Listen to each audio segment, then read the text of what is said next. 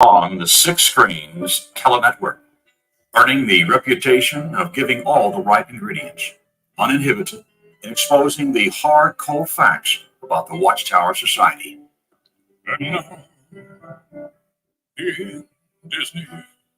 Well, welcome into the Six Screens tonight, and friends, it is so good to have so many friends when I left the Watchtower.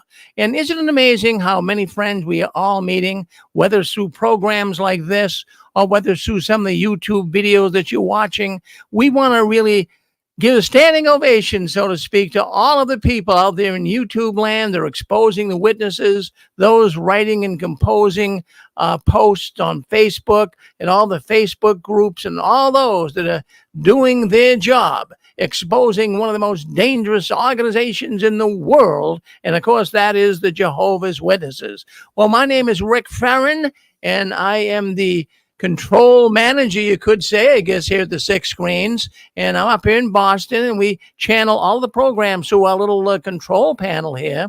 So we watch over it, and we have some really good programming coming up tonight. Just in a second, well, in about a minute, we go to Anne Marie out in California. She's a former Jehovah's Witness that will be exposing the Watchtower tonight. We have a number of other programs coming up tonight, so stay on this network as well as our Facebook channels. Well, let's see if we got Anne Marie on with us. Hello, Anne Marie. Hello, my brother Rick. Happy Six Screen Saturday. Is it a beautiful day over there like it is over here? Well, every day is a beautiful day up here in Boston, Anne Marie. And it was a beautiful day. It was about 80 degrees, a low humidity, bright, sunny blue sky. And I have to tell you, it's so nice even this time of year. The sun. You know, I'm into graphics and the arts and what have you.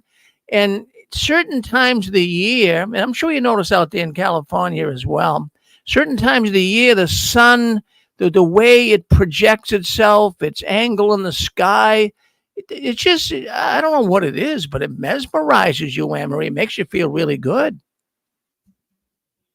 You know, that's so true. And I think that when we were in the Watchtower, I know myself for sure, I was always under so much stress and fear, fast enough that I really never took the time to be able to notice the beauty all around us and God's blessings all around us.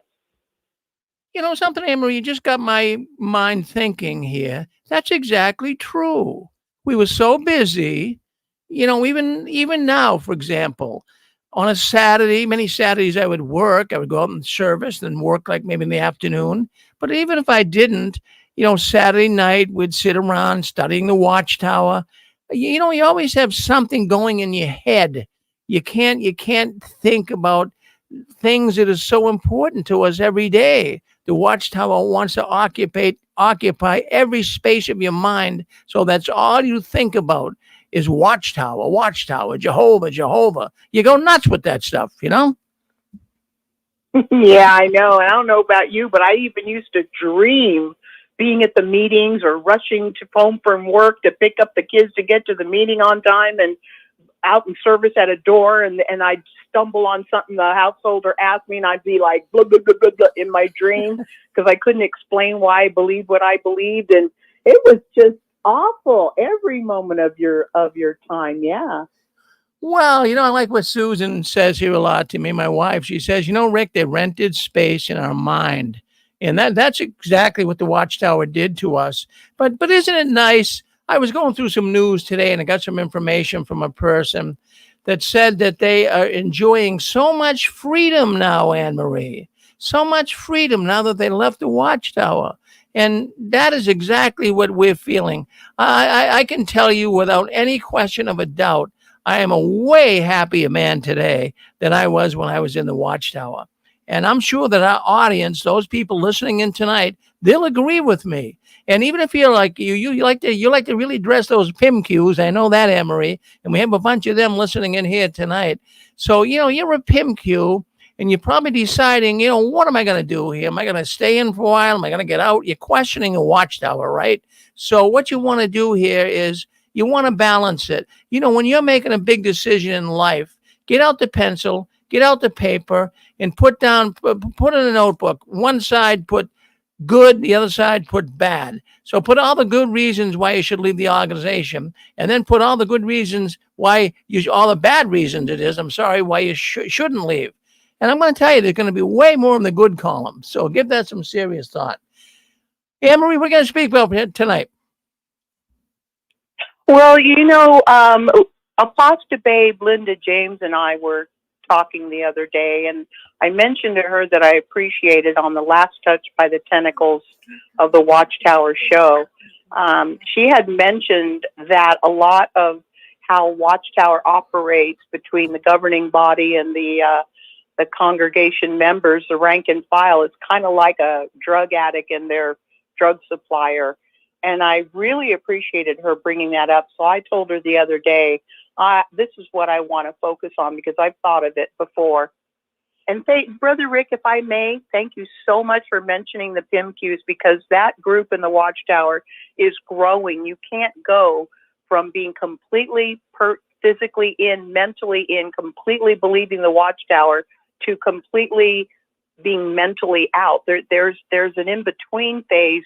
And I just read about it, one example on Reddit where this woman posted, I am so happy my PIMQ brother, after faithfully serving all his life, I went to the assembly with him, and she said he was like, this is ridiculous. And the brother that was giving the on and on and on prayer, he said, this is ridiculous. And I can't believe, she said, oh my God, he's waking up. And everybody's like, oh, show him Reddit. Oh, tell him to read this book. Oh, tell him to look up this, platform on YouTube and I'm like, no, because when you're a PIMQ, when you're physically in, but mentally you're questioning, you're kind of on the fence, and it's in the programming from the Watchtower that when you start really allowing yourself to, you know what, I can't swallow this question or this concern or this thing that bothers me or what that brother said.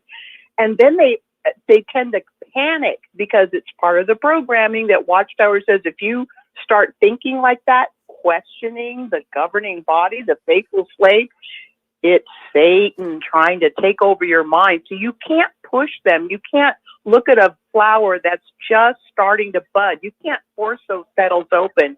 You have to let them go their own way in their own time. Thank you, my brother.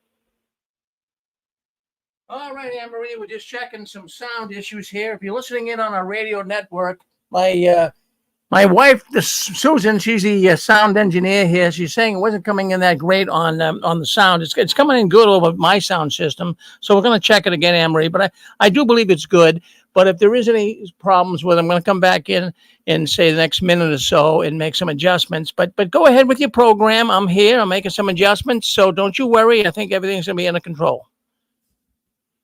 Oh, thank you so much. Just mentioning your sound system, I have noticed that when you move your microphone, it tends to affect the audio on the phone line. I don't know why. It doesn't make any sense. But I've noticed that because I watch you on YouTube, and I noticed that, when you do it up or down or pull, it seems to affect it. So I don't know if that means anything. Maybe it's my imagination. Well, no, it could. It could, but no, what I'm going to do with you in the future, we're going to practice. I can get you coming on, because you're coming on YouTube now a lot. I see you in there commenting and what have you. We can get you, well, we'll talk about that. I'm going to try to get you, well, not tonight, but try to get you on StreamYard. You don't have to come in video, but we can get the audio. It might be a little bit better. But anyways, we're going to make sure the sound is good. Don't you worry. I'm here. I'm making adjustments. Thank you, Anne-Marie. Take the show away. You are so awesome. Thank you so much, my brother Rick. And thank you, my sister Susan. Well, I want to welcome everyone, as always. If you're physically in the Watchtower and mentally in, well, I know you're not listening because you're believing the program. But if you're a PIMQ, physically in Watchtower, mentally, you're questioning, I always say this. I try to remember to say it. This is a safe place. This is not Satan trying to take over your brain. This is your brain fighting the programming, trying to wake up. And if you're a PIMO, you've already done the research. You're physically in the Watchtower, maybe for your family or for whatever reason, but mentally you are out. mentally, you are completely awake. You see the Watchtower for what it is, and it's very, very hard for you. I feel for you. Anyone who is already out of the Watchtower, if you're a POMO like I am, physically out, mentally out, well, actually, I have to admit, I still have to fight some of the programming because it's, boy, they get it in there good. But today is a day, another day in blessed freedom that we have away from that cult, that controlling, cold, dictatorial, tyrannical cult. Today is Saturday, August 24th, 2024. Hey, 2424 people, that might mean something. And we are on the show of Six Screen Saturday, touched by the tentacles of the Watchtower. And one of the ways that we were touched by the Watchtower, and Linda James brought it up, is we were kind of like drug addicts. And I've often thought of that because the symptoms seem so much the same. You know, when you first become a drug addict, nobody's before they become addicted to anything. If it's alcohol, work, pornography, religion, a relationship, whatever it is, before you become addicted to where the addiction or whatever you're addicted to is pretty much taken over your life. And usually addiction causes you a lot of problems. And by the time you realize how bad it is, you also realize I'm deep into this, whatever it is, and I don't know how to break free of it. How did this happen? But usually before you become an addict, you usually are kind of vulnerable in some kind of way, emotionally vulnerable. Maybe you just had a big fight, you lost your job, you lost your marriage, you lost a child, you're stressed out, whatever the reason is, you tend to be in an emotionally or mentally vulnerable state when you get offered, hey, why don't you come out with me and have a drink? And you don't know that down the road, it feels so good to have that drink. It calms your nerves. That maybe you're going to be a problem drinker, even an alcoholic, and really mess up your life. Or somebody says, hey, you know, I got this great guy I know, or this great girl I know, and you end up getting involved, and then your whole life turns into a big hell in a handbasket. Or, you know, could be religion. Oh, I know what you need. You have all these problems because you aren't in the right religion. You're not in God's organization. When you're in God's organization, all your troubles kind of go to the side because you're in Jehovah's organization. You're protected, and you fall for that.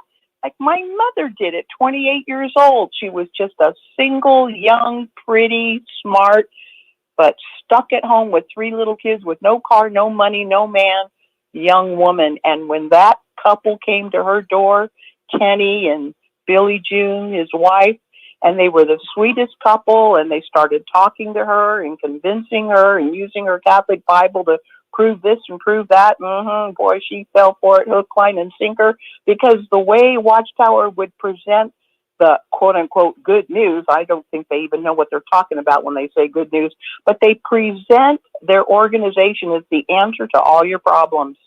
And, you know, my mom fell for it, took away everything that was happy in our childhood and convinced us that we had found the truth, that we couldn't talk to Jesus anymore, we got to serve Jehovah, and we can't have any more birthdays or anything else. But, hey, we're in God's organization. And you know what? That's a sad thing. Anyway, you become a drug addict usually because when you take that first hit, that first shot, that first drink, or get in a relationship, whatever, it kind of sneaks up on you. You know, you're tempted by the answer to your sadness, your pain, your loneliness, your frustration, and then you get hooked. Whatever it is you get hooked to, you get hooked. It could be to alcohol, drugs, partying, religion, who knows what, relationship. And we always have the honeymoon period. I remember my mom, the honeymoon period in the Watchtower. Oh, she was so happy. She's floating on cloud 9. She can't wait to tell everybody she meets and sees. Oh, have you heard about Jehovah? Oh, this and the paradise and blah, blah, blah. And the whole idea about, but first, God has to cleanse the earth of all wickedness, which means slaughter all human beings, women, children, and the dogs. if they are not in the Watchtower organization, and the fact they're going to slaughter everybody and we're going to clean up their massacred bloody bodies and watch the vultures, tear their flesh and pluck out their eyeballs, that doesn't seem to bother you because it's presented in such an innocuous way. Oh, Jehovah's going to cleanse the earth of wickedness. And we're on this big high of, we're just so blessed to have found the only true religion, God's organization, God's true Christian witnesses, blah, blah, blah. Does anybody have a comment? Because, boy, when Linda James brought this up, I was like, yep, that's exactly the way it is, just like a drug addict getting hooked. Anybody have a comment, star 6?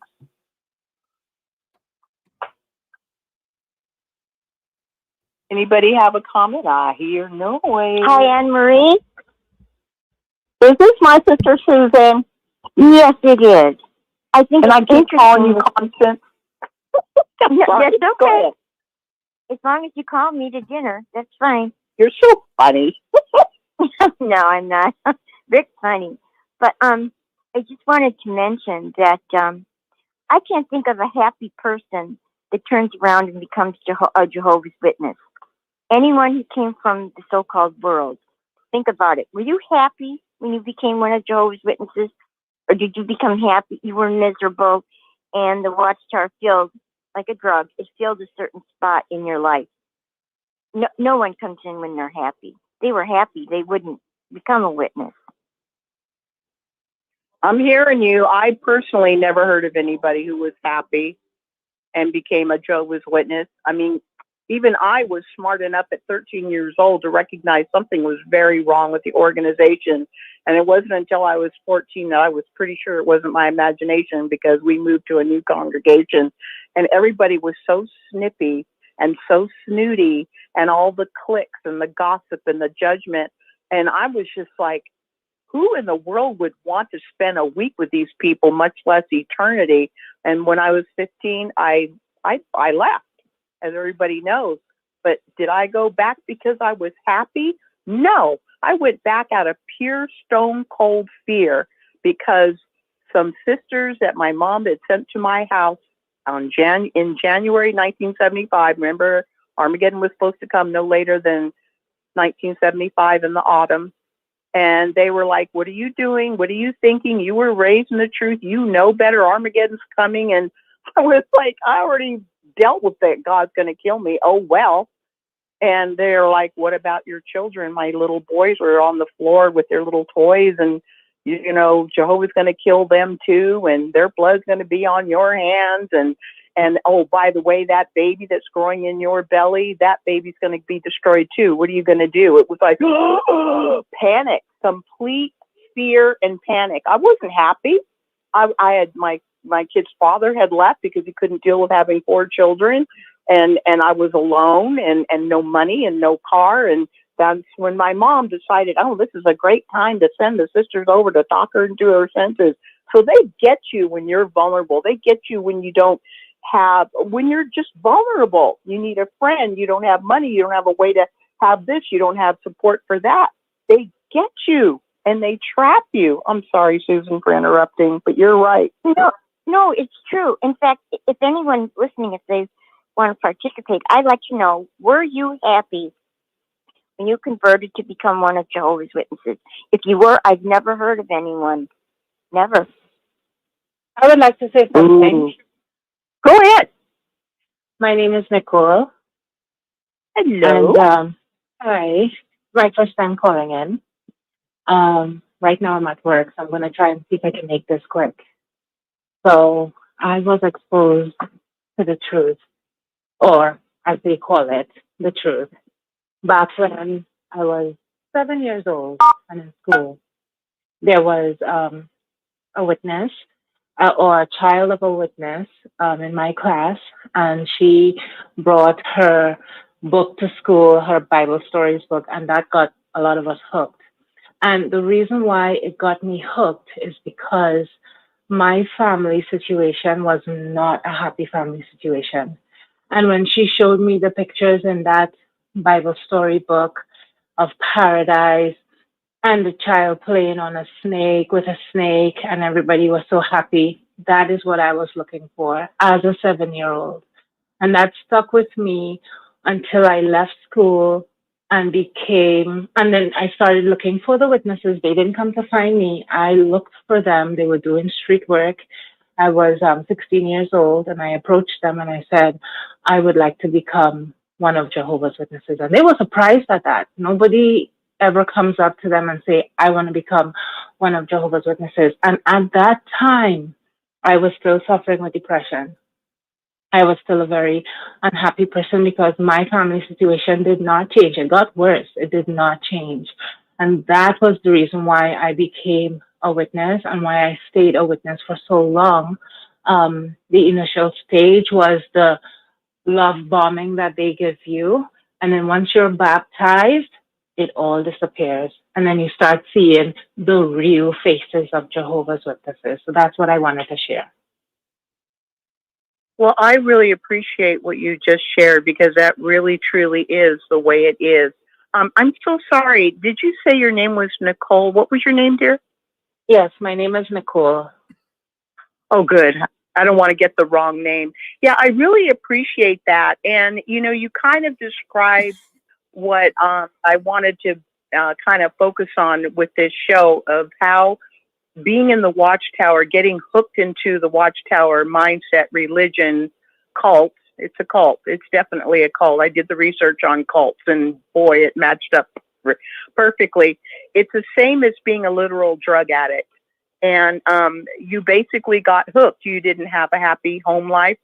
You weren't happy as a young girl. And you see this book of Bible stories with all the beautiful pictures and the pretty colors and yeah, I can understand how you got hooked. Like, yeah, that makes me feel good. That makes me feel happy. That makes me feel like I have something really that's real to look forward to be happy. And I want that, right? So I really appreciate your sharing that. Yeah, go ahead, Nicole. Do you want to add something? Yeah, I wanted to add something. Something that you said when you introduced your show not too long ago about persons who are in, but they're questioning, and something that Rick said as well. He mentioned that as well. Persons who are in and are questioning, if you viewed the broadcast, I can't remember the name of the speaker, but he said that you can read Russell's literature or Russell's books to see what he believes. So technically, they're inviting you to read Russell's books, even though it's not on the website. You can find these books online.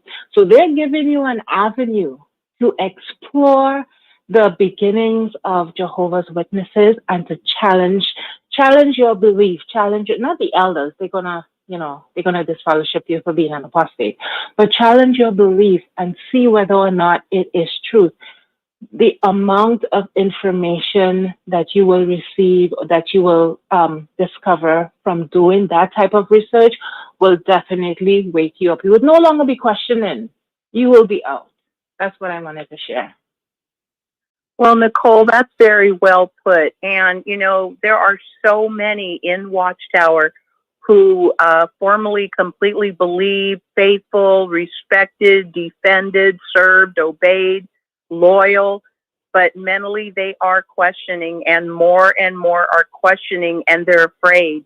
And you're so right. But I also believe that there are those higher up, like I believe Anthony Morris was a PIMO, physically in, but mentally he saw it for what it was. You cannot be living in a sewer and not see the filth. You can't. I think so. I think so. I have to agree with you on that. A lot of people think the opposite, but I think, most of his talks that he gave us, if people listen carefully, there's an underlying message that he's giving in most of his talks. But of course, he has to go according to the narrative, right? But I agree. I believe with what you just said, that he got tired of it. I think he got tired. He was tired of the deceit. That's what I believe. Yeah, I have to go along with you because all of the evidence points to it. People would call him names and accuse him of horrible, ugly, evil things. But if you watch his videos, he doesn't seem to be really into what he's saying, but he had to be going according to script. And don't forget, he's being watched. And he would like look at the camera and kind of look sideways and raise his eyebrows like, are you paying attention? Do you get this? The only time I ever saw him have any kind of real emotion behind what he was saying was when he was talking about child molesters, because he has two sons that he loved very, very much as children and, was a good father. But I think that he just couldn't take it anymore. I mean, if you look at the videos and look at the comments, he was drinking more and more and more. And I think that he just hit a point where they tried to control him and threaten him just one too many times. I think he blew up and he told them whatever, and they tried to basically threaten him with, what they could do to him. And I think he threatened them right back and basically said, if you don't let me go without smearing my name or my reputation, hurting my wife and my family. I think his wife's name is Susan too. Anyway, I think that they realized he could be like another Raymond Franz, only he could do way more damage than Raymond Franz. And I think that they had him sign a non-disclosure agreement, basically protecting both parties. And they let him go, and they announced his no longer being a governing body member in the sense that brother Anthony Morris is no longer serving. They never said Anthony Morris. They said brother. He's never been, according to Watchtower, removed, even though people like to throw that word around. He was never told that he was removed, disfellowshipped, or that he was an apostate or anything like that. But you can tell they're pissed off as all hell at Anthony Morris, that they probably hate him, because look how quickly they sought to basically erase Anthony Morris from Watchtower history. So the facts kind of point to just what you said, Nicole, that he just couldn't take it anymore. He could see it for what it was. Because don't forget, he was in the Vietnam War as a medic. He saw a lot of horrible damage. He was raised, quote unquote, in the world. He saw what money and this and that does and doesn't do. And then when he got involved with the organization, I'm sure it was all hearts and flowers and paradise and, lions and tigers and bears. Oh my, and we're going to be so happy. And he's all the way at the top, and now he's under a microscope at Bethel, where you have no privacy. I mean, when you're that high up, Nicole, how do you get away? The only escape he had, the way he had to cope, was alcohol. No wonder he drank so much. Nobody drinks to excess that he did without a reason. Yeah. If people would just, put themselves in his shoes or other person's shoes who have to deal with this, then I guess, they might be able to understand, but it is what it is. Well, I'm glad that you have a thinking brain. Without going into a life story, I was just wondering, Nicole, you sound like you're completely awake. Are you away from the organization? Have you been out long? Are you still in? Technically, I have physically removed myself about 8 months now. Mentally, I've removed myself about 2 years now. So I'm still in. So I guess I'm a PIMQ, and only reason why I'm a PIMQ is because my spouse is still in. I think right now he is questioning, because I ask a lot of questions for him to think. So right now he's questioning. He's still physically and mentally in, but he's questioning. And I have no family in the organization, and I'm very, very grateful that I don't have any family in this organization. I used to feel very depressed that none of my family followed me in, and I've been baptized since the late 80s. And none of my family followed me in, and I was put through the ringer as a pioneer for that maybe I'm doing something wrong. Maybe I'm not out in service enough. Maybe my prayers aren't, the type of prayers that go to God. And that's why None of my family followed me in. They would give examples of other persons who came into the organization same time that I did and say, see brother X, see sister Y, their entire family followed them in. What's wrong with you? And that made me feel so small and so, what's the word, unappreciated for all that I did as a pioneer for this organization. But all of that changed. And once I was fully woken up, because I was approached by an apostate right after I came out of pioneer school back in 92. That opened my eyes, but I was still asleep. You know, like when you wake up from physical sleep, but then you fall right back to sleep. That was what happened to me at that time. But as time went by and a few friends started to ask me questions, then I slowly woke up. And once you're awake, you just can't go back. You can't. You just can't go back to the nonsense, to the lies. And so right now, I would call myself a PIMO just because of my spouse, but I'm giving him a time frame. It's up to him or not. I can't sit on the fence with this. It's either I'm in or I'm out. I'm that type of person. I go all in or I'm all out. I'm neither hot nor cold, so to speak. I have to be either hot or cold. And yeah, so right now, I'm a PIMO for a short time. There you go. Well, you have to do what feels right for you. And like I say many times, I feel most sorry and concerned for the PIMQs, those who are physically in but mentally questioning, because they don't know. They're not sure. They're still basically loyal. They still basically believe. They're still basically faithful. They might have questions, but if somebody says something about the Watchtower organization, they will hotly and vehemently, definitely defend the Watchtower. And, that you could tell the way they get. Because they're not sure. So it's kind of like a real delicate stage, but they are growing. And good for you that you are mentally awake, because when you're not mentally really truly out, completely awake, like you said, once you're fully awake, once you really see everything for what it is, you cannot unknow what you know. You can't go back to sleep once you're really awake. And you're so right. Yeah. Hey, Anne Marie. Did somebody want to comment? Go ahead. Thank you, Nicole. Yes, go ahead. Hey, this is Chewy. Yeah. Hi, My Chewy. wife is. Hey. My wife is exactly like y'all were describing right now. What you would call a PIMQ. I haven't said that before, but she is.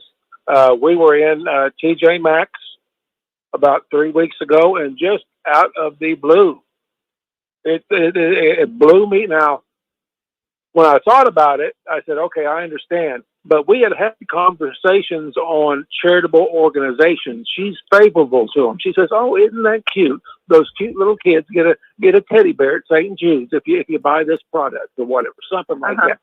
Stuff like that, right?" Well, so we're in TJ Maxx, and the lady says, "Would you like to make a donation?" "Yeah, go ahead." I went, "What?" She automatically made a donation. She didn't ask who it was. It didn't give a flip who it was. She made a donation, and I went, "My goodness, when did she start doing that?" So, I would call that heamish. That's you don't see a lot of witnesses doing charitable acts or at the cash register with their own money. Donating to another cause. Exactly. Watchtower, in fact, has had many talks about donating to any organization. Right. In fact, they even talk about you not donating to brothers and sisters in a disaster area or whatever. Right. On your own. Right. So she must be mentally questioning, even though she's loyal to the Watchtower. She must be mentally questioning. She must be PIMQ. And like I said, at the delicate stage, just smile and be careful, Chewy. Well, Rick was talking about you said PIMQ, but Rick was talking a couple of weeks back. I listened to it. It was on YouTube. A lot of times I listen to this whole thing on Thursday or Friday on YouTube, your program and his program, because I'm just not able to chime in but my wife now is at the assembly. Ironically, she can make a donation to the Children's Miracle Network and say, thank God for St. Jude's, and now she's at the assembly today. Go figure that one. You know, that's what. No, I'm that's about. what a PIMQ does. A PIMQ is still loyal. Right. Julie. Right. A PIMQ, it does make sense. She's going to be going to this convention. It's like she doesn't realize she's kind of doing both ways. They're mentally questioning, but they're still focused on, this is God's organization. Oh, I'm in the truth. Oh, hi, brother. Hi, sister. I get you. Well, yeah, that's where she's at. And Rick was talking a couple of weeks back. He said, what's an acronym or something like that? And he was trying. I said, I like the word peemish. She's a little peemish. I like that one. I don't want to get too complicated. I like the nuts and bolts kind of way, but that's a good point. Because people are, you know what, bottom line, Chewy, in the Watchtower where they all used to be PIMQs, 100% physically in, mentally in, totally believing, completely faithful, very vehemently defensive of the organization, absolutely loyal, never questioning the governing body, the faithful slave. But now everybody's kind of swimming around going, where the hell am I? What's going on? Right. And there's divorces going on too. I know of a half a dozen divorces. I know of a half a dozen divorces that I know personally or my wife knows that are at least 20 to 30 years in the making, and boom, they're gone in the last 6 months. Wow. They're now either they're separated or divorced. Yeah. Seriously, I'm serious as a heart attack. I personally know Rick's three. Rick's been my wife saying knows it. 3. Yeah. Right. Rick has been saying it and saying it. And when I first started listening to Rick, maybe 12, 13 years ago, he was saying, you know, things were a lot different back then, but it was already starting to crumble. And he said that he could see it coming down like this, where everything was just basically going to fall apart. And I'm like, really, Rick, really? I'd call him privately, like, really? Do you really think it's going to happen? But, you know, you're right. They're changing. They're waking up. They're leaving their marriages, because a lot of marriages in the Watchtower are based on your service and your devotion to the Watchtower. Right. You're basically You're basically one program Watchtower drone marrying another program Watchtower drone. Exactly right. Nobody wants to stay a robot forever. Right. Well, you know, I got to thinking, there is a new video. This guy is really good. He doesn't do doctrinal videos. He stays away from the doctrinal stuff. His name's Rodney Allgood. He's got this Power Hour. And 2 weeks ago, he got on there with, and I listened to his program. I never live because I'm never able to, but I listened to his program. And he said he had this deal on marriage, Watchtower marriages. And he described my marriage to a T. I thought mine was unique. No. And I know 4 or 5 other couples that are in the same boat, and 2 of them are getting divorced. They got married 5 months. They were married 6 months. They were married. Boom. I was married. We met in the spring, and I was married in November. I know 3 or 4 marriages like that, and 2 or 3 of them are in kaput now in the last 6 months. That I know. I heard you say that. I'm like, I mean, to me, it's like I'm blowing a party horn over here. I think I have to get one, because I see reason for celebration, because everything Rick was saying way back when I first started listening to him, it's true. Right. And my best friend is involved in one. He's separated. His wife's separated from him. Okay. So he's separated from him. They can't get a divorce. Everybody's asking me, every time I tell this story, they say, well, Chewy, why can't they get a divorce? Because they're Watchtowerites. She left him. Oh, yeah. He's loyal. There's a kid involved. And that's the way it's going to stay until one of them falters or they get a divorce, one of the two, for whatever reason. And they're going to the same hall. And nobody. Oh, no, they're not. What? Yes. Oh, my God, Chewy, what? Yes, they are. Yes, they're going to the same hall. And he's my best friend. No way. This is a dang soap opera over up in here, Julie. Now listen to this. Now let's get the soap opera rolling a little bit. This is a good one. I used to call him 10 years ago for marital advice. Mine is 10 years past that. And I'm like living on the clouds compared to what I was 10 years ago as far as my marriage. And his marriage just went down a stinking crapper. I mean, and he was an elder and she was a pioneer. And I used to call him for help. So anyway. That is just so messed up. I could just hear this brother telling a friend or telling you, yeah, I saw my wife the other day. And, you know, when you say your wife or your husband, you're just picturing them living under the same roof. Oh, you saw your wife? Oh, I thought you were separated. Yeah, she was at the meeting. That's weird.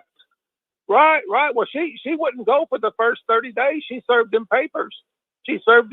Right? And to get things going. She didn't go to the meeting for 30 days. And then she shows up 30 days later and people asking him, oh, it's so nice to see your wife back. Has she been sick? I went, oh, shit, dude. Oh, God, dude. Don't tell me you're doing that. Don't tell me you're going to the meetings and facing that bull crap. Oh. And he's my best friend. We go back to 60s. We go back to the 60s on that one, Anne Marie. Well, is your best friend? Yeah, go ahead. Thank you, Julie. So, Julie, what is the YouTube video or the person that you just said that he doesn't discuss doctrine, but he discusses other things about the Watchtower? What is his name?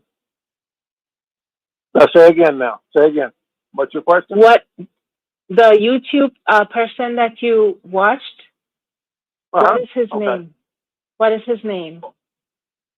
The YouTube person that I watched on what? On the discussion on marriage. You said that he. Oh, okay, yeah. Rodney Allgood is his name. He's got a Facebook group too, and he does a podcast every Sunday afternoon. And there's a little live group on Sunday afternoon every Sunday. Nothing doctrinal. Nothing doctrinal. Thank you. No. Yeah. Thank you very much. Thank you. Uh-huh. Yeah. Well, thank you, Chewy. Is there anything else you wanted to add to what you were saying? No. I may chime in later or whatever. But until my wife gets back, I'm just going to sit here and listen, and I might chime in or whatever. Well, I'm very, very excited about your wife. Now, you know, being a PIMQ, that's just a stage. You can go either way because sometimes PIMQs get scared. Mm-hmm. Anyway, I'm just kind of happy. Like I said, this lady posted on Reddit. She said she was always very close to her brother, and just for his sake, she went with him to the convention. And she said he couldn't believe it. Usually, she said he sits there quietly taking notes the entire time he's at a meeting or at a convention. He's so dedicated. She said he's always been so 100% dedicated, believing, and so on, and always loyal. And she said he was muttering, "It doesn't make sense. I'm sick of this. That's just not right." And blah, blah, blah. And she said she was like could not believe it because she has never known her brother to say one word in any way that isn't completely supportive of the Watchtower organization. So she's like dancing up and down. Wow, he's PIMQ. And I could not believe all the commenters on Reddit. Oh, bring him on this site, show him about this YouTube channel and that book. And I'm like, you guys, what do you want to do? Shove them right back into the programming? Because that's what it would do, usually. Anyway, Anybody else want to comment? *6, this show is for you. Otherwise, get back. Go ahead. I heard a screeching noise, whatever that is. Hello, Anne Marie. Is this Ken? Oh, definitely. Yes, it is. How are you? Oh, not bad. I've been listening to the program with interest here, and very interesting information. I just want to let you know that I got a hold of Jay. He's that was a couple days ago. he's doing not too. He's holding his own and all that. He's not bedridden as like he used to be, and he's up in the wheelchair and so forth. But he still can't walk around or anything that good. So he's making some improvements anyway. So he's a lot better than he was when he first went in there. So that's good to hear. And commenting on the program tonight, yeah, if, I don't care if it's Watchtower or anything like that. That can be like an addiction, or to say the least, maybe habit forming and all that. Of setting aside certain times and everything like that to go to religious services and everything like that and so forth. But when you go down the road and everything like that, you find out that it's just futile, you know, or in vain and so forth. So I don't know what to tell you and all that. I guess because of the Watchtower Society and because of the Six Greens program, I'm kind of addicted to Limburger cheese, aged German brick cheese, and German beer. So.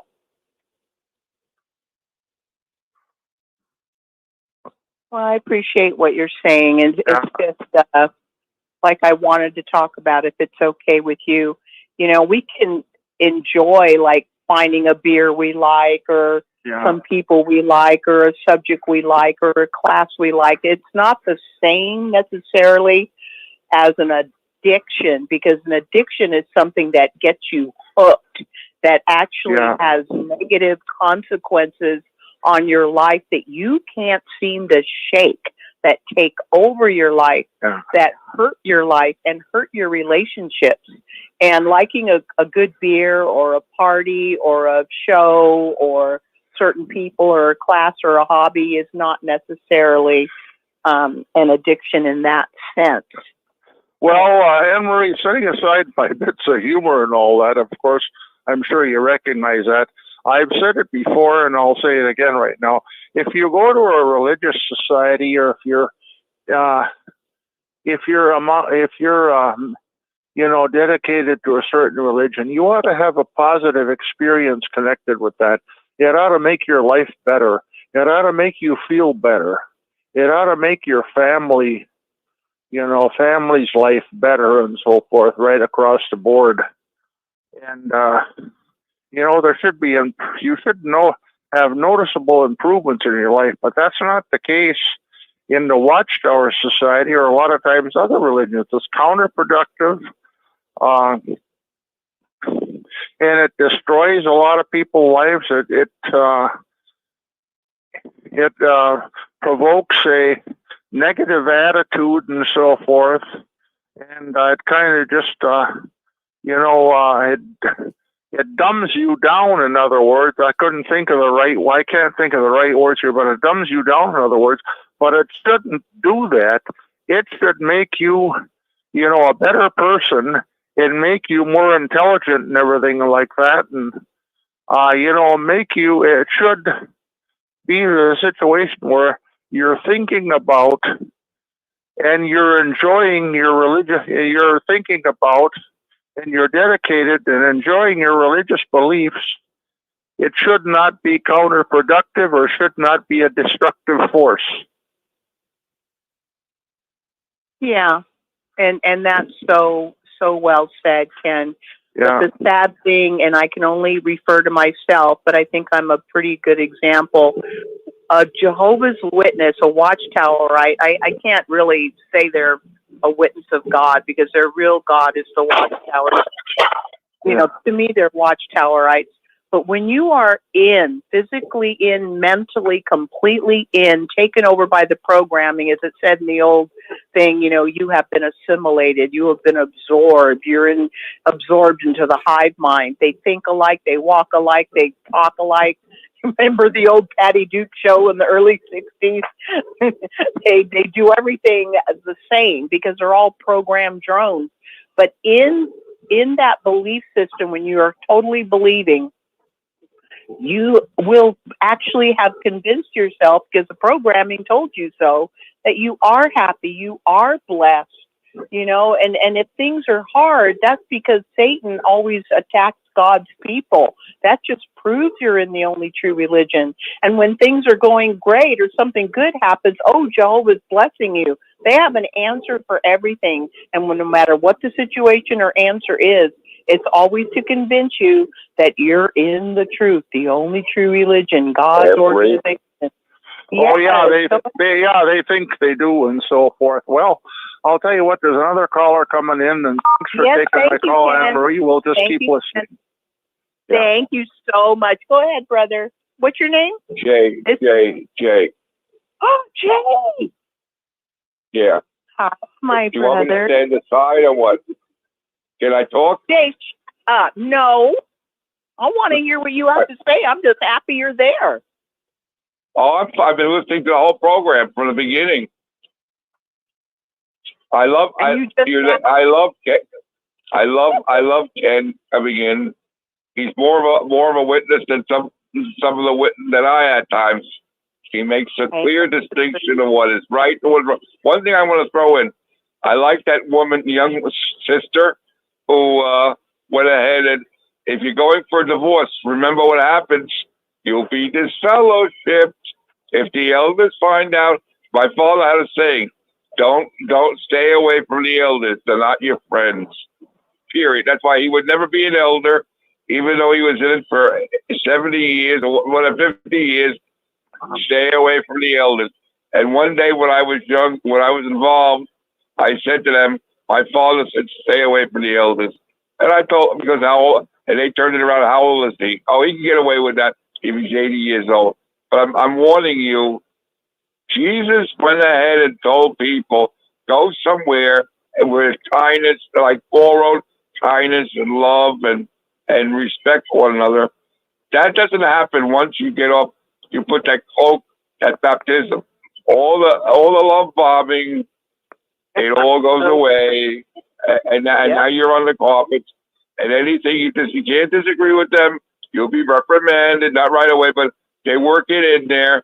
A very sneaky, cunning, a little rat-like organization. They chew away a little like a little rat, and then they do, and then they blame it. Then they blame each other. I remember how they were with Anne Marie when she had all her children, and they wouldn't even pick her up with the car going by. That shows me their love. Their love is like a melting popsicle. They're not truly. They don't represent Jesus. They represent mean rat-like people at times. They gnaw at you, and they'll gnaw at your door till you're stupid enough to open it, like we did.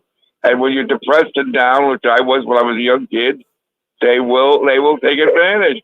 And they don't even know they're doing it. They're programmed. Like I like to think, who wants to be a robot? Well, most people don't like to, but they get a position that they figure they can't do anything else.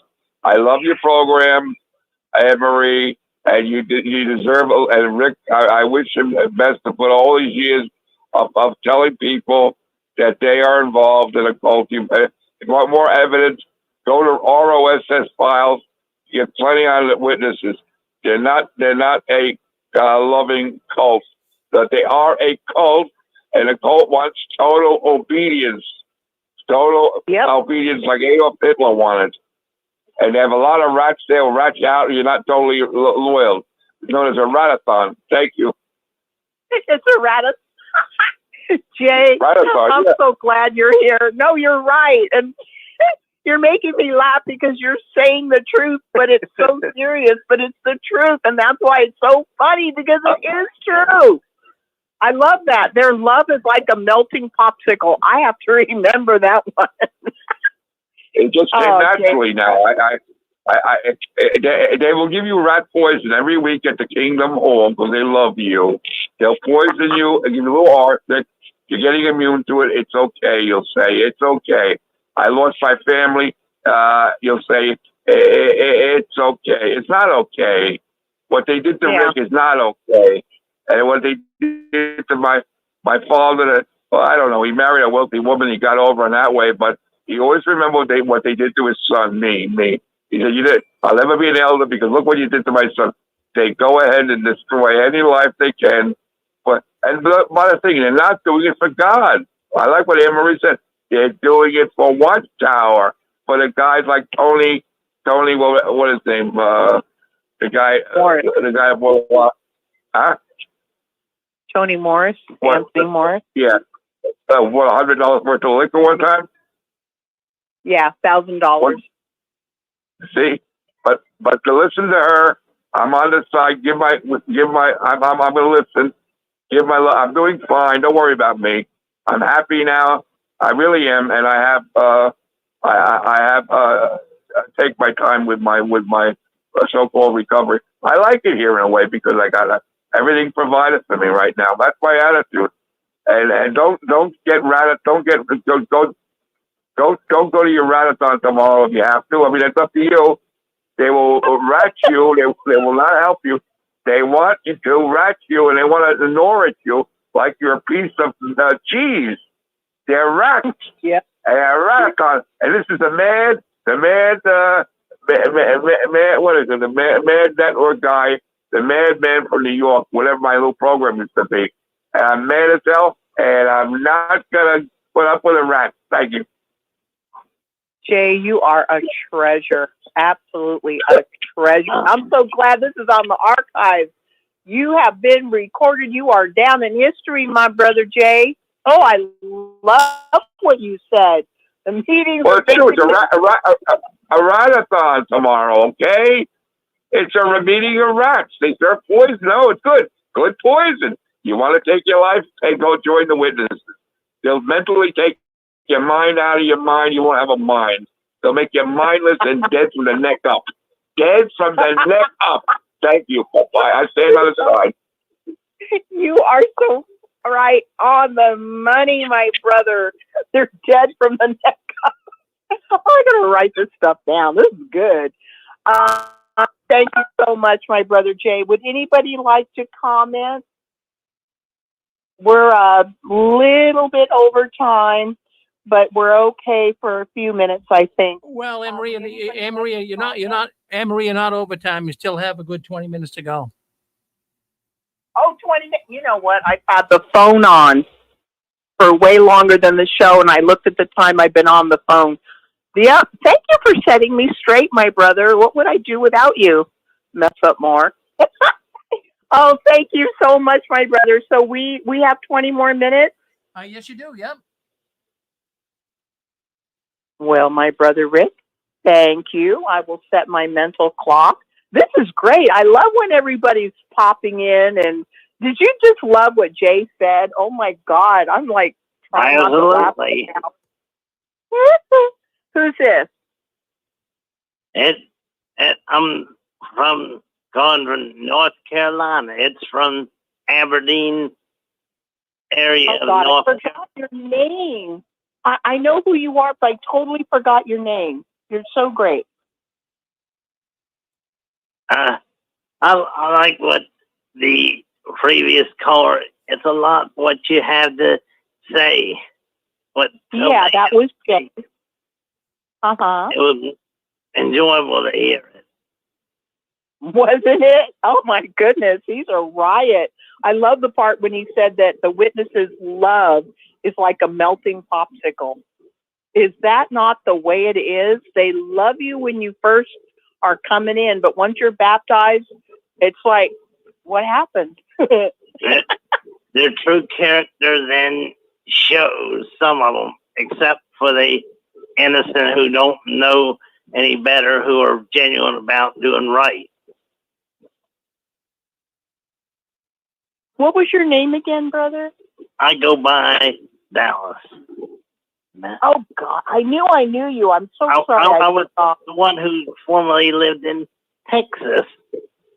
No, I remember all that. I just couldn't remember your name. I'm so glad you chimed in. Everybody, it's good. It's great here. Was listening, and even put some things on the live chat, typing it in. Oh, are you looking at the comments? Yes, and I typed in some too. Oh, you did? Well, good for you. The Madman of New York say thank you, brother, so much for your comments. I love them. Keep them up.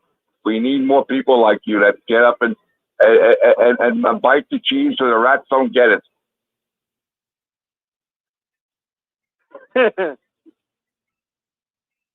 Get the cheese, but don't give it to the ratathon, okay?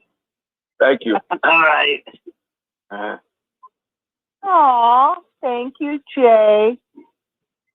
Jay, he just knows how to just put it on. He just knows how to do that. Yeah. Yeah, he's pretty great. I'd like to give you, I'd like to lie to you, but I can't do it since I got out of the coke. And I don't like being with rats. I don't like what they do to people, like brother, like you. They see your face, they're nice, and behind your back, they're waiting to pull you down, just like they did with our brother Ken. And they had the nerve after insulting him. Can we visit your parents? After they insulted him, Ken can tell you that story. And they're a very evil thing, but they're rats. What do you expect from rats? Rats are dirty and slimy. That's the way it is. Thank you. Don't expect otherwise, or you wouldn't be in the Watchtower. Thank you. That's so true. Any comment on that, Dallas, or anyone else? I agree. That can happen. It's been that. No, that's why that we're looking. I've seen videos of that displaying the signs such as Dick and Connie. That was nice seeing that. Oh yeah, they are great. Maybe when I get my wife, we might be the next Dick and Connie Borghi. Us. we might be working with Rick sometime. Us. When that happens. Oh, yeah, that could be. That could be. Well, Rick has had a lot of different people have shows on his platform, and it's just amazing. I'm so grateful for the Six Screens, because before I found Rick Barron and the Six Screens, I had never been able to talk to anyone, not one human being in all the years that I had been out of the Watchtower that knew what it was like. And all of a sudden, I was talking to other people who totally got what I had to say, and I got them, and it was just this wonderful live, real-time community of people that could be honest, not have to hide how they felt, and not have to worry about getting reported to the elders. You know, you don't have to live in fear, and I just love the Six Screens, because to me it represents honesty and freedom, and also understanding, true friends, and support. And we get so much of this on the Six Screens every week, and we didn't have it in the Watchtower. And the people that are in the Watchtower don't have that. You know, they can post all these videos about, oh, it's such a wonderful thing to see our brothers and sisters, and oh, this and oh, that. But guess what? None of them down deep. It's a delusion, right? And it's a fraud, too. And what's sad is they're letting themselves be deluded, because if they lose their delusion, that's all they have to hang on to. Because the reality, they can't deal with it. I don't think they can deal with it, because if they had to get past their delusion to underneath to the real stuff, it's like my husband said, it's like, I don't think they have enough sawdust up there, you know, giving a nod to the Scarecrow in The Wizard of Oz. He said, I don't think they have enough sawdust up there to be able to cope in the real world without constant direction, you know, directing every minute detail of their life, every thought, every way they dress, who they talk to, who they can marry, what job they can have. That's ridiculous. Nobody in their right mind would choose to live like that. And I'm going to choose who I'll marry. It could be one who was never in an outsider, or she could be an apostate. If that's the right one, then we might we could end up working with Rick and his be part of Rick's team. There you go. There you go. And that I'm right being Timo, but I have the letters right in my room, Ray. I mean the sheets of paper to hopefully make my letter of resignation simple, and so I can get the hell out of that vile cult. Now, vile cult. Now, there's a description. I like what Jade called it a ratathon. I mean, basically, they chew you up. They nibble away at your life, at your time, at your family, at your sanity. They just nibble away, and they take and they take. And then when something's wrong with you, they tell you you did it to yourself. It's your fault.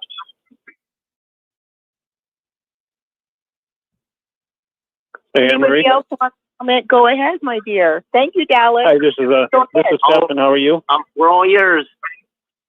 Okay. Thank you, Dallas. Hi, Stephen. Hello, Anne-Marie. I just want to say very quickly, I don't know if it was Ken. It was a gentleman that brought up how his wife wanted to give to some charity or something when she went shopping. Yeah, that was Chewy. No, and I have to say this. Even when I was an active witness, that was one of the things that really bothered me about it used to really just torment my conscience that we as an organization, not individually, but as an organization, did not contribute in any way to anything going on in the world in a positive way. We would condemn the world. In fact, it was an insult to be called worldly. If you were called worldly, that was a high insult. We would talk about how the world is so corrupt and the governments are so corrupt and false religion is so corrupt and everything was so corrupt and in the control of the devil. And yet these very same organizations contribute to people. In fact, the office that I work in, every year, they have drives throughout the year. They have drives for the homeless, and you bring in food, indoor clothing, and they give that to the homeless. They have drives where they put together kits for kids in low-income areas.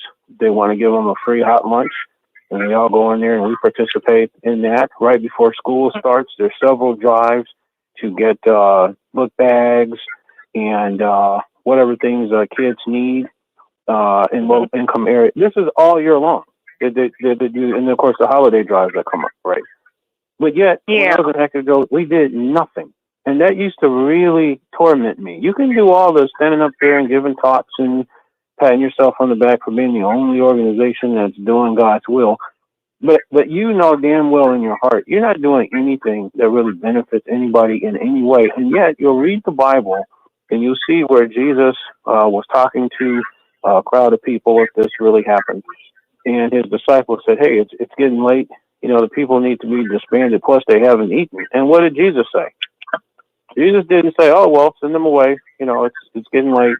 Send them away. They need something to eat so they can go down to the 7-Eleven and get a sandwich on the way home. No, he turned to his disciples and he said, you feed them. And then he orchestrated the feeding of these people. Now, I don't believe this really happened, but the point that I'm making is that's the Christian principle. We are supposed to be doing things that help people, attending to their basic needs. This organization does nothing to attend to anybody's basic needs, and yet we'll sit on the sideline and criticize and condemn the whole world for doing the very things they should be doing, and yet they do nothing. And it used to torment my conscience, and that's one of the reasons I'm so glad that I'm out of that. Now I can contribute, and I can look myself in the mirror and know that I did something to help my fellow man. You know, I really appreciate that. Such a good point, basically, Stephen. I want to see you as having a true spirit of Christianity and not being able to really feel completely comfortable in the Watchtower organization. And I think that's because they're not Christian at all. They won't even help their own people. I remember this one brother, really old, he and his wife, you know, couldn't make enough money and they were going to have their gas and lights shut off because they just couldn't pay the bill. And this one time the brother out of desperation went to the elders and asked if maybe they could help pay this bill. Maybe they could pay him back. And they said, you know, how dare you ask? And we don't do that. We're not not a charity, but I forgot, like, basically you have to carry your own responsibility. That was so Right. sad. They wouldn't help their own people if they were starving on the street. They wouldn't send them money for No. a loaf of bread. They wouldn't. No, they do not. Just like you said, they knew that whether you're in Bethel, they'll kick you out of Bethel. They don't give a damn if you don't have a place to go. And if and you know you don't have a pot to piss in when you leave Bethel. You can be there 20 years and you come out of there with a nickel to your name and no kind of retirement plan and nothing even in Social Security. You can't even go and file unemployment. All the way down to the local level, like you just said. They don't operate a soup kitchen. They don't have clothes that they can give you. There's no kind of job. But they don't offer people anything, and yet people will run in there and sit there and listen to every word that they say. It's almost embarrassing to have been a part of something that's so evil and so stupid for as long as we were. But we woke up, and that's a good thing. But it's just heartbreaking to see people who are still buying into this nonsense. It's like a prostitute and a pimp. Watchtower is nothing more than a pimp. They get everything out of a person that they can get while giving them nothing. And if you ever wake up, they'll kick you out so fast it'll make your head spin. Wow, Stephen, that is a very interesting comparison, and that is so true. A pimp will hook a prostitute. They can't get away from the pimp. And they're always trying to please the pimp and they'll get beaten, and the pimp will take everything that prostitute makes. And when they're done with you, you're just basically tossed away like trash. That's exactly right.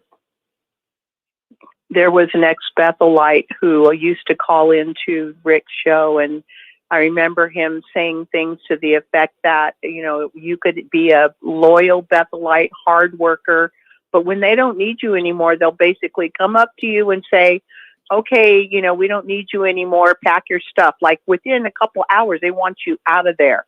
Oh, we'll help That's you exactly take your right. stuff to your car. You don't have a car? Mhm. Oh, well, they'll just leave you on the sidewalk.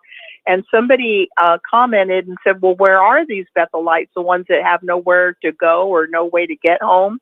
He said, oh, you can find them in the soup kitchens and homeless shelters, sleeping on park benches. In fact, there was Yep. one ex-Bethelite that couldn't leave, and he would just stay on the park bench, and he was found frozen to death. Yeah.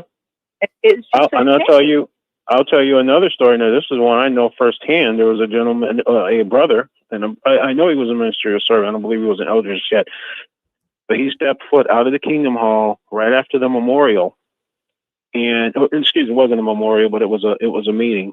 And the ground, it had snowed, and he opened the door to the Kingdom Hall. I guess he was the first one out.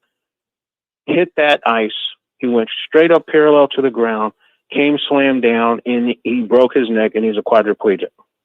And I can tell you that Watchtower, as an organization, and then that congregation never came to him and voluntarily offered to give him any money. There were definitely some witnesses that took turns trying to help the wife take care of him because, again, he's a quadriplegic. He can't do a thing for himself. But in terms of the organization coming to him, seeing what's happened to him and saying, listen, we've got insurance. Let's pitch in with these medical bills, or let's do whatever it is that we can do. No. If they were going to get a thing, they were going to have to go through a long, protracted court ordeal. That's this organization. And that's what's so sad, because people think that this organization is so wonderful and they're so loving and all the brothers and the sisters until something happens. And then you see the real organization. When they sick those lawyers on you and they sick those vicious elders on you, then you see the real organization. God, that is so sad, Stephen. And you kill yourself giving yourself to the organization, and all of these brothers and sisters that have lately, been coming forward saying, they're old, they're retirement age, they have health issues, disabilities, and they grew up in the 60s, like I did, and getting like that Awake, May 22nd, 1969 Awake, where young people have to face the fact that they're never going to be able to fulfill any kind of career, and we couldn't go to college, or else we were investing in Satan's world, showing disloyalty to Jehovah, so we couldn't go to college. And now nobody got a good job, and so now they have nothing. and a lot of them are living in horrible poverty. I've heard of many older witnesses literally living in people's basements in mold and conditions. Oh yeah, I'm telling you, there's witnesses out here that are really suffering, and they're suffering because. And I have a mantra about listening to the bad advice of this organization. There's people that I know that never married because Watchtower said, "Why would you get married? The end is so close, so you can dedicate yourself to." And they went their whole life never having been married. Then you have ones that got married and didn't have children because Watchtower said the end is right around the corner, and why would you bring kids into this wicked world? And didn't Jesus said, "Woe to the pregnant woman," and all of this? So they didn't have children, and now they're all lamenting the fact that they don't have children. How can you not? When you look at other folk, they have children, and they have grandchildren, and they're having the time of their lives. Entertaining the grandchildren, or the children take them out to dinner and make a big deal out of mom and dad and grandma and grandpa.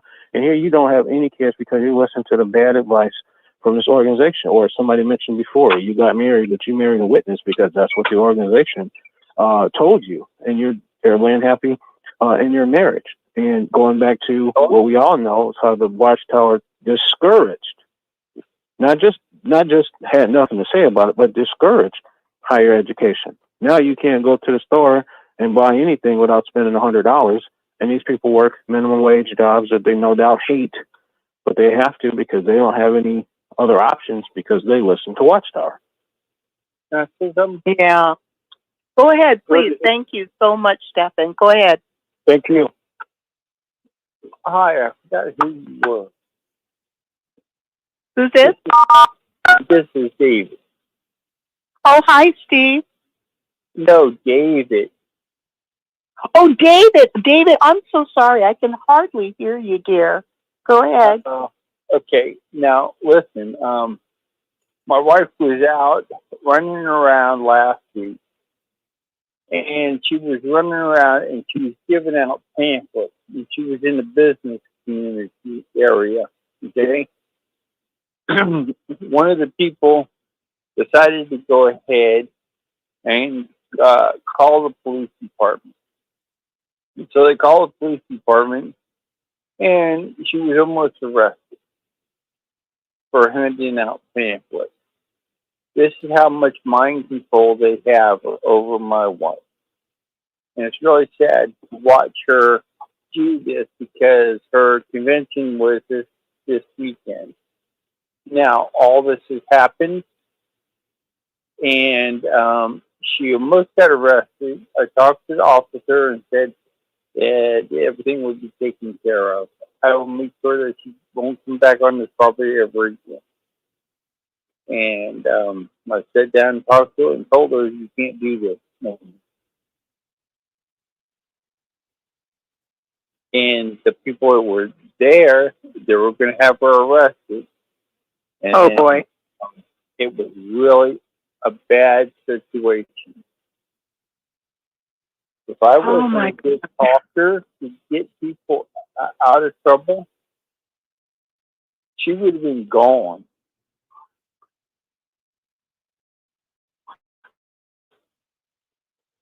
It was because you can't go trespass on business property and put literature all over the place in our county.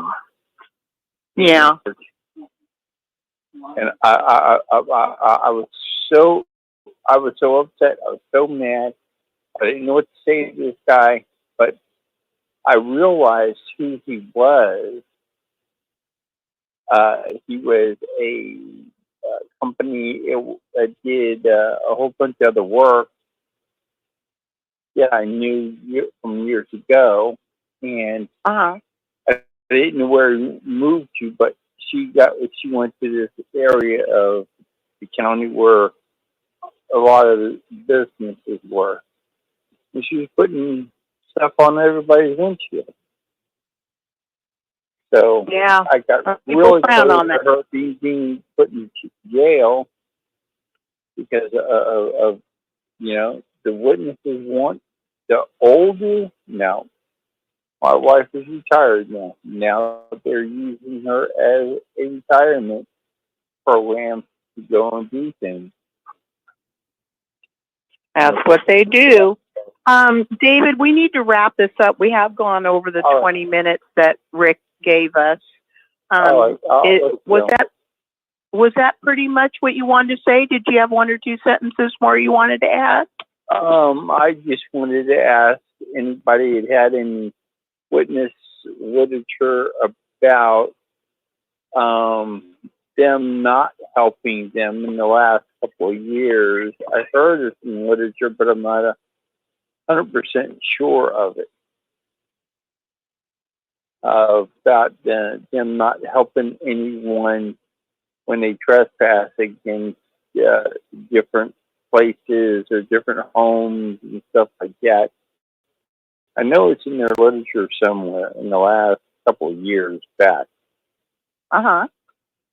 But I don't know where the article is or anything else. I would like to show that to my wife. Well, maybe you could find it on jwfacts.com, or maybe you could find it somehow. We really need to wrap up the show, David. I want to thank you. Don't you be sorry. I am thankful for coming on. I want to thank everyone who came on. We are a little bit over time. Again, today is August 24th, 2024. This is Touched by the Tentacles of the Watchtower. And, of course, I want to thank Susan for coming in. God bless Susan. And Nicole and Chewy, whose wife seems to be now a PIMQ, physically in, mentally questioning. We want to thank Ken and Jay, our dear brother in New York, who said that the witness's love is like a melting popsicle. I love that. Want to thank Dallas for coming in, for Stephen, and for David. And we want to go back to Rick, if he's there, and JW World News. Rick, are you there, dear? Well, I am here, Anne-Marie, and I'll tell you, a lot of people are coming in here tonight. I'm not sure what's going on, Anne-Marie, but I think that as it's starting to, vacations are getting over, kids are getting back to school, more and more people are listening into the six screens, and I think that's a wonderful thing. So our audience tonight has really been pumped up here tonight. You did a great job, Anne-Marie. Great job. Lots of participation. Good to hear from Jay. Good to hear from Nicole. She called in for the first time tonight. So, Nicole, thank you for doing that. If you're listening, really appreciate it. So I think it's nice, Anne-Marie. Isn't our friendship with so many new ones expanding? It does seem to be that way, most definitely. Well, I'll tell you what, I know one thing. When I was first getting out of the Watchtower, and especially my wife here, Susan, she was in a real predicament. At least when I left the Watchtower, I had, my former wife Inez and I were both in agreement. But poor Susan, my beautiful wife, now she had a rough time. I remember, in fact, she was out in the Midwest, out in Chicagoland, and she was reaching out, trying to find friends, and she couldn't find any apostates out there in the Midwest. And she actually wrote online, I live in the Midwest and I'm looking for some apostates.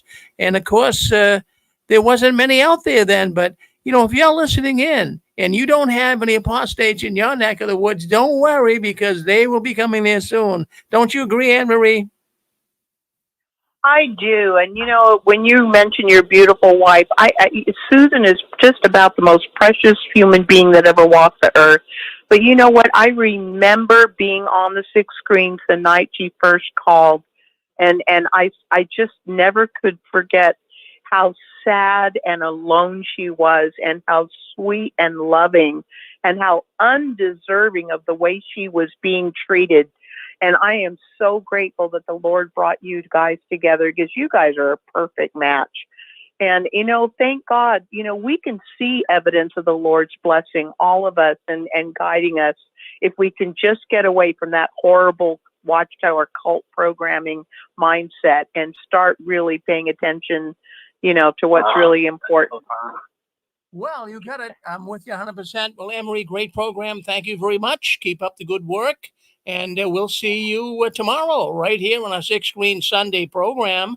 You have a program on tomorrow. I'll just give a little promo here. What Anne-Marie does on Sunday is Anne-Marie has a program, Ex-Jehovah's Witnesses share their story of being in the Watchtower. So Anne-Marie will have a program tomorrow, and hopefully we'll get someone to come on and tell their story. We've been very successful for the most part every Sunday. So why don't you join us tomorrow? That will be at 2 o'clock right here, Eastern Standard Time, same YouTube and Facebook channel. Join Anne-Marie then. Well, thank you, Anne-Marie. We're going to end the program here. We're now going to JW World News. Well, that's the news the Watchtower doesn't want us talking about. But thank you very much. And all those commenting as well on Facebook, on YouTube, and those calling in. Look, we appreciate it. We really appreciate the chat. It's important. And thank you. And if you do like the program, give it a like. Give it a like. Subscribe to the channel. Let's get this out there. Let's get more and more people learning about what's going on behind the curtains of the Watchtower. Thank you very much. We'll end it here. JW World News coming up next in about a minute. Stay with us.